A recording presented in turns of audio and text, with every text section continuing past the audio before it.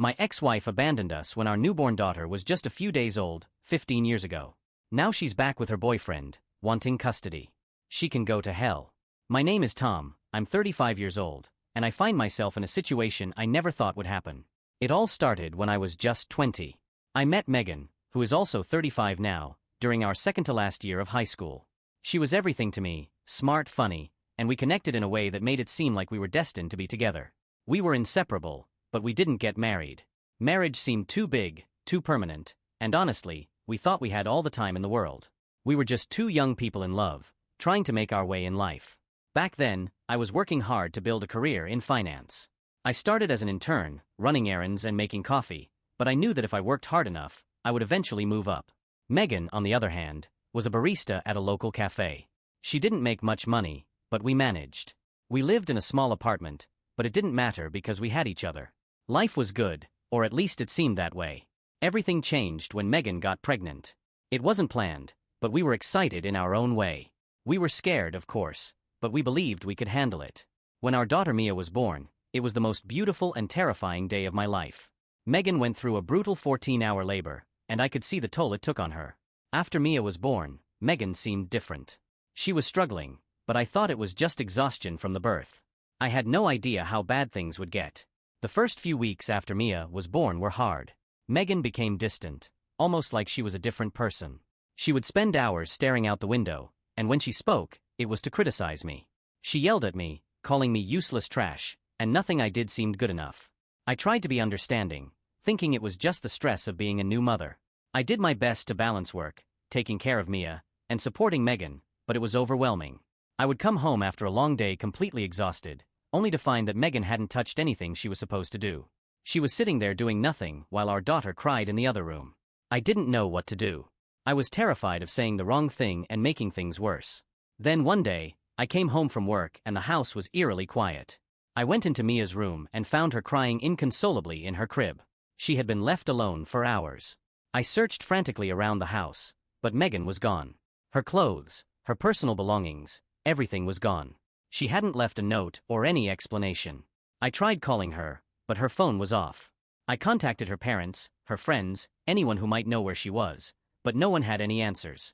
After months of searching, I finally had to accept that she wasn't coming back. She had abandoned us, plain and simple. Adjusting to being a single father was one of the hardest things I've ever had to do. At first, I was a mess, sleep-deprived, stressed, and constantly worried that I wasn't doing enough for Mia. But I had a lot of support from my parents and my sister. They stepped in to help whenever they could, and I don't know how I would have managed without them. Slowly, I learned how to balance work and taking care of Mia. It wasn't easy, but I did it because I had no other choice. As Mia grew older, I made sure she had everything she needed. She was a happy and well-adjusted child despite everything. I was honest with her about her mother leaving us, but I kept the details vague. I didn't want to burden her with the whole story, at least not until she was older. Mia was a bright, curious child, and she asked questions, but I always tried to keep my answers simple and reassuring. For years, my focus was on Mia and my career. I didn't date much, I didn't have the time or the energy for it. But when Mia turned 12, I met Olivia, who is 33. We took things slow, and she was incredibly understanding of my situation. Olivia and Mia got along well, which was important to me. After a while, Olivia and I fell in love, and we've been together ever since. Life was good. My career had taken off, Mia was thriving, and Olivia was a wonderful addition to our lives. A few weeks ago, while I was out with Olivia, I got a frantic call from Mia. She was home alone, and Megan, yes, the same Megan who had abandoned us 15 years ago, had shown up at our door, completely out of the blue. And she wasn't alone. She had a man with her, Daniel, who she introduced as her boyfriend. Mia was in shock and didn't know what to do. When I got home, I was furious. Seeing Megan standing in my house, after all these years, filled me with rage.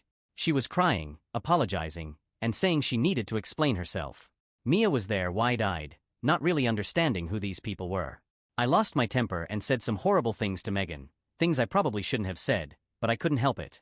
She had no right to come back into our lives as if nothing had happened. After a while, we all sat down, and Megan started telling her story. She claimed that she had suffered from severe postpartum depression, and that's why she left. She said she had spent the last 15 years finding herself, and that Daniel had encouraged her to reconnect with us. According to her, she was finally ready to be a mother again and wanted to build a relationship with Mia. But that wasn't all. Megan had the audacity to suggest a shared custody arrangement. She actually believed she could just walk back into Mia's life and take on the role of loving mother, as if the last 15 years hadn't happened. I couldn't believe what I was hearing. I laughed in her face and told her she must be crazy. I made it clear that there was no way in hell I was going to share custody with someone who had abandoned her child. I told Megan and Daniel to get out of my house, and if they didn't, I would call the police. I promised them I would speak to my lawyer about my options, and if they tried anything, I would make sure they regretted it. They left after that, but I could tell it wouldn't be the last time I saw them.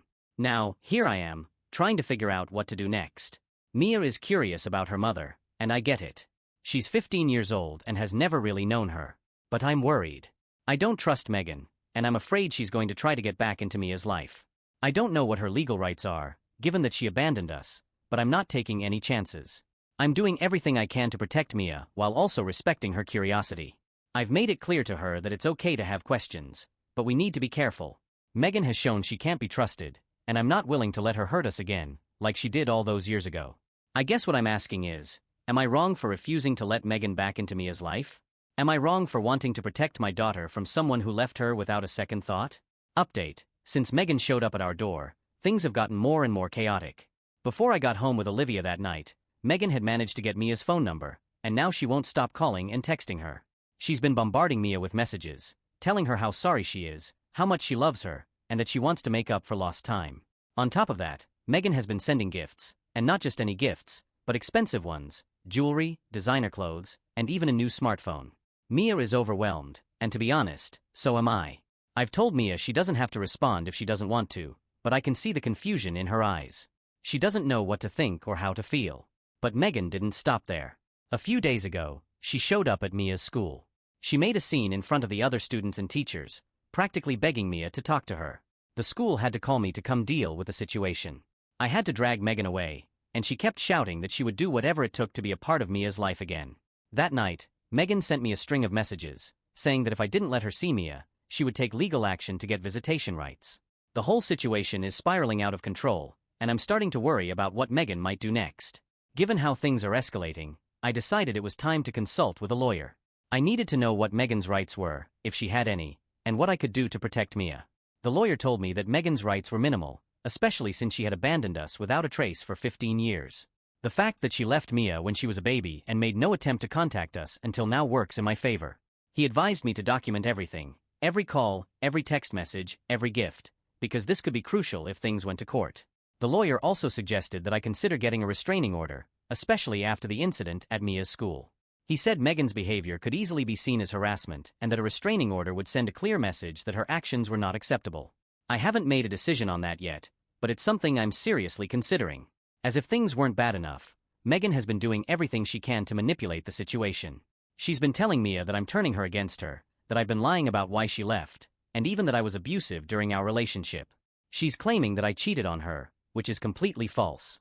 It's like she's trying to rewrite history to make herself the victim, and it's incredibly frustrating. Mia hasn't said much to me about it, but I can tell the situation is weighing on her. Megan has also been reaching out to my family, trying to win their sympathy, but it's not working. My parents and sister are furious with her and have made it clear that they don't support her. My mother even called Megan a selfish, heartless woman to her face, which, to be honest, was satisfying to hear. But that hasn't stopped Megan from trying to turn people against me. She's desperate, and it's starting to show. Daniel, her boyfriend, has also gotten involved, and things have taken a darker turn. He confronted me at work last week. At first he was calm, but then he started making thinly veiled threats, saying that if I didn't let Megan see Mia, there would be consequences.